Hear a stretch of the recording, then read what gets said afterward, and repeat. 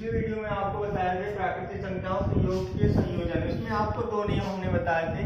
पहला नियम आपको हमने बताया था सैकड़ का नियम, दूसरा आपको बताया था क्रम विनिमय नियम।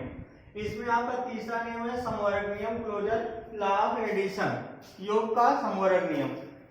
योग का समवर्ग नियम में इसमें देखिए दो प्राकृतिक संख्याओं का हम क्या करते हैं जब योग करते हैं, दो प्राकृतिक संख्याओं का जब हम क्या करते हैं योग करते हैं तो उनके योग से हमको क्या होता है तीसरी प्राकृतिक संख्या प्राप्त होती है। जैसे 2 + 3 इनका हम क्या करते हैं योग करते हैं तो हमको कितना प्राप्त होता है 5।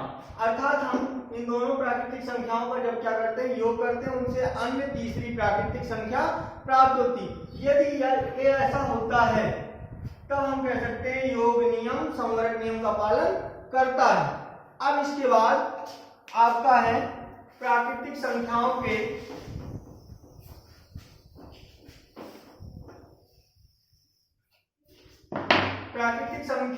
गुणन का संयोजन। इसमें आपका पहला नियम है प्राकृतिक संख्याओं के गुणन का क्रम विनिमय नियम। गुणन का अब आपको उसमें हमने बताया था योग का नियम। अब आपका दूसरा प्राकृतिक संख्याओं के गुणन का क्रम विनिमय नियम। इसमें क्या करते हैं दो प्राकृतिक संख्याओं को हम क्या करते हैं उसके क्रम में क्या करते हैं परिवर्तन करते हैं। यदि हम प्राकृतिक संख्याओं के क्रम में परिवर्तन करते हैं तब भी उसके मान में कोई परिवर्तन नहीं होता है। जैसे देखते हैं कि 2 × 3 = 6। अगर इसके क्रम में हम क्या करते हैं परिवर्तन भी कर देते हैं तब भी इसके मान में कोई परिवर्तन नहीं होता है। जैसे 3 × 2 कर देते हैं तब भी कितना होता है 6 होता है। हम देखते हैं इसके क्रम में परिवर्तन कर देने पर इसके मान में कोई परिवर्तन नहीं होता। यदि ऐसा नहीं होता तो हम कह सकते हैं गुणन नियम क्रम विनिमय नियम का पालन करता है। अब आपका इसमें दूसरा गुणन का सहचर नियम। गुणन का सहचर नियम इसमें 2 से अधिक प्राकृतिक संख्याओं का हम क्या करते हैं उसके क्रम में परिवर्तन कर देते हैं। उसके क्रम में परिवर्तन करने पर भी उसके मान में कोई परिवर्तन नहीं होता। जैसे हम मान लेते हैं 3 प्राकृतिक संख्या a b c, 3 प्राकृतिक संख्या है। इसके क्रम में हम क्या करते हैं परिवर्तन कर देते हैं। जैसे a × b के साथ हम तीसरी प्राकृतिक संख्या का जब क्या करते हैं गुणा करते हैं तो हमको फिर क्या करते हैं उसके क्रम में परिवर्तन कर देते हैं। जैसे b × c के साथ a का गुणा कर देते हैं। यदि दोनों पक्ष क्या होते हैं बराबर हो जाते हैं, दोनों पक्ष क्या होते हैं बराबर हो जाते हैं तो हम कह सकते हैं गुणन नियम सहचर नियम का पालन करता है। जैसे फॉर एग्जांपल a बराबर हम ले लेते हैं 2, b बराबर 3, c बराबर 4। अब हम देखते हैं क्या गुणन नियम सहचर नियम का पालन करता है कि नहीं। अब देखिए a के स्थान पर 2 × 3 के साथ 4 का गुणा करते हैं। 2 × 3 = 6, 6 × 4 = 24। अब क्या करते हैं इसके मान में परिवर्तन कर देते हैं, इसके क्रम को चेंज कर देते हैं। b की वैल्यू कितना है 3 × c की वैल्यू कितना है 4 के साथ a का गुणा करते हैं। a की वैल्यू कितना है 2। अब देखते हैं 4 × 3 = 12 × 24, अर्थात दोनों पक्ष क्या है बराबर है। तो हम कह सकते हैं गुणन नियम सहचर नियम का पालन करता है। अब आपका तीसरा प्रॉपर्टी है, देखिए इसमें आपका तीसरी जो प्रॉपर्टी है गुणन का समवर्ग नियम। गुणन का समवर्ग नियम में क्या होता है इसमें दो प्राकृतिक संख्याओं का जब हम क्या करते हैं आपस में गुणा करते हैं तो उनके गुणन से हमको क्या होता है तीसरी प्राकृतिक संख्या प्राप्त होती है। जैसे a × b का जब हम गुणा करते हैं तो हमको c क्या होता है, एक तीसरी प्राकृतिक संख्या प्राप्त होती है। जैसे हम मान लेते हैं 2 गुणे 3 का हम क्या करते हैं, जब गुणा करते हैं तो इनसे क्या होता है, अन्य तीसरी प्राकृतिक संख्या हमको प्राप्त होती है। 2 3 6, 6 क्या है, एक अन्य प्राकृतिक संख्या है। जैसे मान लेते हैं 12 गुणे 5, इसमें दो प्राकृतिक संख्याओं का क्या करते हैं, जब आपस में गुणा करते हैं उनसे तीसरी हमको अन्य प्राकृतिक संख्या हमको क्या होती है, प्राप्त होती है। 12 पंचे 60, 60 क्या है, तीसरी प्राकृतिक संख्या है। अब इसके बाद अगला वितरण नियम। गुणन के वितरण नियम में हम क्या करते हैं, गुणन के वितरण नियम में हम क्या करते हैं, 2 से अधिक प्राकृतिक संख्याओं को लेते हैं और उनमें क्या करते हैं, 2 संख्याओं को आपस में जोड़ करके तीसरी संख्या से हम क्या करते हैं, गुणा कर देते हैं। तो हमको क्या होती है, अन्य। देखिए गुणन का वितरण नियम में हम क्या करते हैं, 2 प्राकृतिक संख्याओं का योग करके, 2 प्राकृतिक संख्याओं का योग करके एक अन्य तीसरी प्राकृतिक संख्या से हम क्या करते हैं, गुणा करते हैं। तो उनका गुणनफल वही प्राप्त होता है जो अलग अलग इन दोनों प्राकृतिक संख्याओं में अन्य तीसरी प्राकृतिक संख्या से गुणा करने पर गुणनफल वही प्राप्त होता है। जैसे हम मान लेते हैं a बराबर 8, b बराबर 10 और c बराबर हम मान लेते हैं 2 है। अब देखते हैं इन दोनों का योग करते हैं, a और b का। 8 प्लस 10 हम क्या करते हैं, तीसरी प्राकृतिक संख्या से हम क्या करते हैं, गुणा करते हैं, गुणा कर लेते हैं। तीसरी प्राकृतिक संख्या आपका कितना है, 2। अब क्या करते हैं, इसका योग कर लेते हैं। 10 8 18, 18 गुणे 2, 18 दूनी 36 हमको प्राप्त होता है। अब क्या करते हैं, इन दोनों प्राकृतिक संख्याओं को हम जोड़ करके अन्य तीसरी प्राकृतिक संख्या से क्या करते हैं, अलग अलग गुणा करते हैं। जैसे मान लेते हैं दूसरा आपका 8 प्लस 10 गुणे 2, हम क्या करते हैं, इससे 2 से इस ब्रैकेट में गुणा करते हैं अलग अलग। 8 गुणे 2, फिर क्या करते हैं, 2 से 10 में गुणा करते हैं, 10 गुणे 2, 8 दूनी 16, 10 दूनी 20। अब इन दोनों का क्या करते हैं, योग कर लेते हैं। 20 और 16 गुणा करेंगे कितना है, सॉरी जोड़ेंगे कितना प्राप्त होगा, 36। अर्थात दोनों का मान क्या है, बराबर है। तो अगर इस नियम का पालन करता है तो हम कह सकते हैं गुणन नियम वितरण नियम का पालन करता है। अब इसके बाद आपका अगला टॉपिक है परिमेय संख्याएं। परिमेय संख्याएं क्या होती हैं,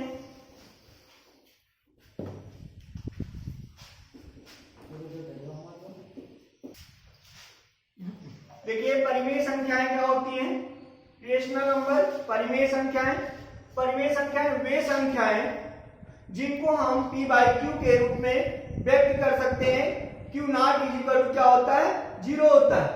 तो ऐसी संख्याओं को हम क्या कहते हैं, परिमेय संख्याएं कहते हैं, जिनको हम क्या p बाई क्यू के रूप में हम क्या करते हैं, व्यक्त कर सकते हैं। और q नॉट इक्वल टू 0, तो इस प्रकार की संख्याएं को हम क्या कहते हैं, परिमेय संख्याएं कहते हैं। जैसे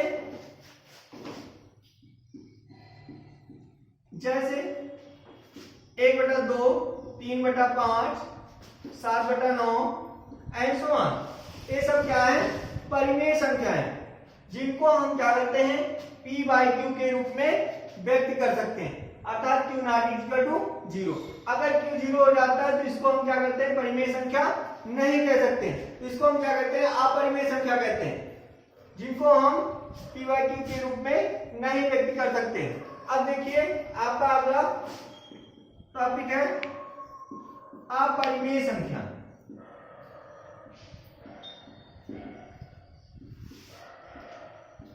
अपरिमेय संख्याएं जैसे क्या होता है, इसी का अपोजिट होता है, उल्टा होता है। वे संख्याएं जिनको हम p बाई क्यू के रूप में नहीं व्यक्त कर सकते हैं, जिनको हम p बाई क्यू के रूप में नहीं व्यक्त कर सकते हैं, q नॉट इक्वल टू 0 होता है। इस प्रकार की संख्याएं को हम क्या करते हैं, अपरिमेय संख्याएं कहते हैं। जैसे √2, √3, √6, √7, पाई, बीटा, गामा, अल्फा, ये सब क्या है, अपरिमेय संख्याएं। अपरिमेय संख्याएं वे संख्याएं जिनको p/q के रूप में नहीं व्यक्त कर सकते हैं, उनको हम क्या करते हैं, अपरिमेय संख्याएं कहते हैं। जैसे √2, √3, √6, √7, पाई, बीटा, गामा, अल्फा, जिनको हम क्या p/q के रूप में नहीं व्यक्त कर सकते, उनको हम क्या कहते हैं, अपरिमेय संख्याएं कहते हैं। अब देखिए अपरिमेय संख्याएं जो भी होती हैं उनको हम क्या करते हैं, p/q के रूप में नहीं व्यक्त कर सकते। जैसे हम लिखते हैं √4, एक क्या है, √4 एक क्या है, परिमेय संख्या है, क्योंकि इसका जब हम क्या करते हैं, वर्गमूल निकालते हैं 2 को हम क्या करते हैं, p/q के रूप में व्यक्त कर सकते हैं। अब इसके बाद देखिए अगला टॉपिक आपका है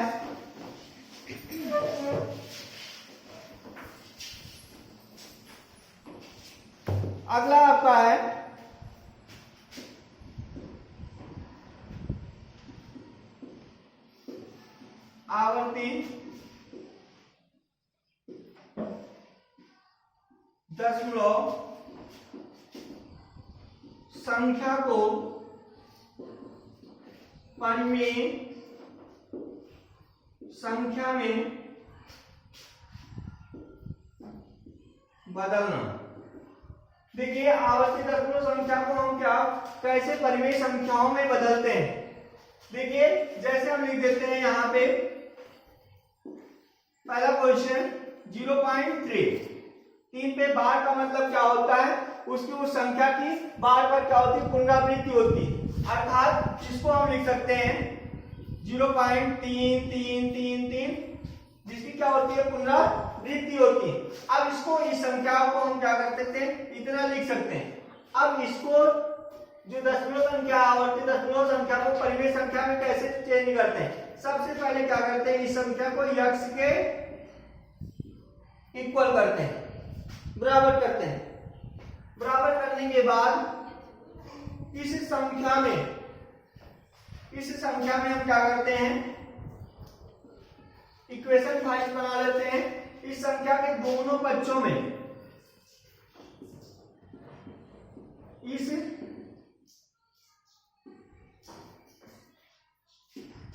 समीकरण के दोनों पक्षों में 10 से गुणा करने पर, अब इसके दोनों पक्षों में हम क्या करते हैं, 10 से गुणा कर देते हैं, तो हो जाएगा 10x, और इसका जब गुणा करेंगे तो पॉइंट क्या होगा, यहाँ पे 3.3 बार हो जाएगा। इसको हम क्या करते हैं, इक्वेशन आपका सेकंड बना लेते हैं। अब इसके बाद क्या करते हैं, समीकरण 2 में से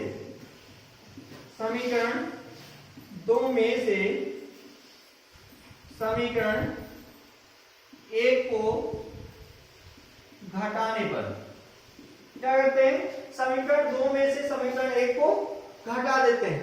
अब देखिए घटाएंगे तो 10x माइनस कितना हो जाएगा, x। अब दूसरे पक्ष में 3.3 बार में से हम क्या करेंगे, 0.3 बार को हम क्या करते हैं, घटा देते हैं। अब यहाँ पे घटाएंगे तो कितना आएगा, 9x बराबर, इधर कितना आएगा, घटाएंगे तो इधर घटाएंगे 3 आएगा। अब x की वैल्यू हम निकाल लेते हैं, x बराबर ये कितना हो जाएगा, 3/9। इसको कैंसिल कर देते हैं, 3 त्रिका 9, 1/3, अर्थात 0. इसको लिख सकते हैं 0.3 बार। तो हम क्या करते हैं, आवर्ती दशमलव संख्या को परिमेय संख्या में चेंज करते हैं, तो इसका मान कितना होता है, 1/3 हो जाता है। और कोई भी संख्या जैसे हम लेते हैं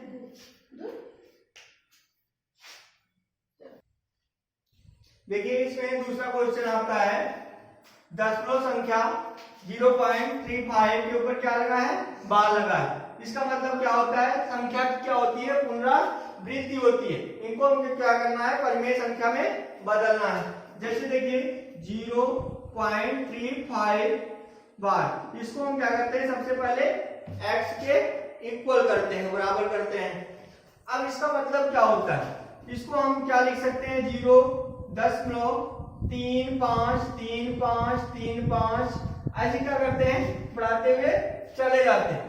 इसको साइड फॉर्म में लिखने का एक तरीका होता है 0.35 जिस संख्या की क्या होती है पुनरावृत्ति होती है उसके ऊपर हम क्या करते हैं बार लगा देते हैं। अब क्या करते हैं यहाँ पर देखते हैं दो संख्या के ऊपर क्या लगा है बार लगा है, इसलिए हम इसके क्या करते हैं इसको समीकरण नंबर 1 बना लेते हैं। अब हम यहाँ पे लिखते हैं दोनों पक्षों में क्या करते हैं 100 से गुणा कर देते हैं। जो भी गुणा करते हैं दोनों पक्षों में करते हैं ना कि एक पक्ष में करते हैं। यहाँ पे समीकरण 1 के दोनों पक्षों में 100 से गुणा करने पर अब 100 से क्या करते हैं क्योंकि बार दो अंक पे लगा इसलिए हम क्या करते हैं 100 से गुणा कर देते हैं। अब 100 से दोनों पक्ष 100x हो जाएगा और यदि हम 100 से यहाँ पे गुणा करेंगे तो दशमलव हमारा यहाँ चला आएगा तो इसको लिख सकते हैं 35.35 के ऊपर कितना है बार लगा है। इसको हम क्या कर देते हैं समीकरण नंबर 2 मान लेते हैं। अब हम क्या करते हैं समीकरण 2 में से समीकरण 1 को घटा देते हैं। यहाँ पे लिखेंगे समीकरण 2 में से समीकरण 1 को घटाने पर अब देखिए घटा देते हैं तो इसमें से 100x माइनस x बराबर अब दूसरे पक्ष को घटाते हैं 35.35 के ऊपर बार है फिर माइनस 0.35 के ऊपर बार इसको घटाते हैं तो यहाँ हो जाएगा 35 और यहाँ घटाएंगे तो ये हो जाएगा आपका 99x।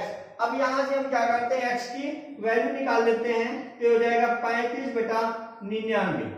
ये इसका क्या है 0.35 के ऊपर जो बार लगा है इसका परिमेय संख्या में हम लिख सकते हैं 35/99। यदि कोई संख्या इस रूप में लिखा हो कोई भी संख्या तो उसको हम डायरेक्टली लिख सकते हैं जैसे 0.5 के ऊपर बार लगा है तो इसको हम लिख सकते हैं 5/9 इसके अकॉर्डिंग। अब इसके बाद देखिए आपका अगली टॉपिक है